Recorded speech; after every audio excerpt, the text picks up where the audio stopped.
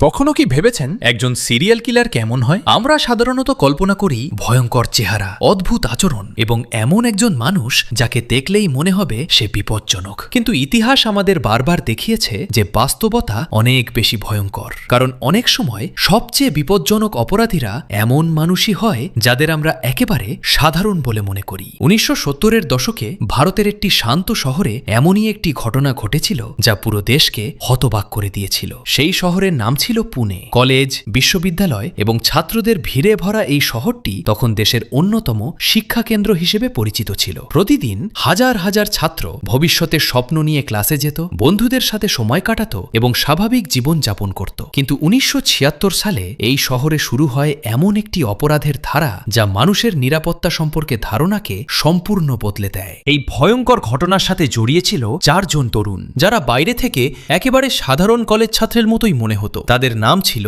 দিলীপ সুতাওয়ানে, রাজেন্দ্র জাকল, সুধাকর সাহা এবং মোহন জাকল। এই 4 জন বন্ধু ধীরে ধীরে এমন একটি অপরাধের পথে হাঁটতে শুরু করে যা শেষ পর্যন্ত তাদের ভারতের ইতিহাসের অন্যতম কুখ্যাত অপরাধীদের তালিকায় নিয়ে যায়। তাদের অপরাধের পদ্ধতি ছিল খুবই পরিকল্পিত এবং ঠান্ডা মাথায় করা। তারা সাধারণ মানুষের সাথে বন্ধুত্ব করত, তাদের বিশ্বাস অর্জন করত এবং তারপর সুযোগ বুঝে তাদের ফাঁদে ফেলত। অনেক সময় তারা গাড়িতে করে কাউকে কোথাও পৌঁছে দেওয়ার কথা বলতো অথবা সাহায্যের অজুহাতে তাদের সাথে নিয়ে যেত।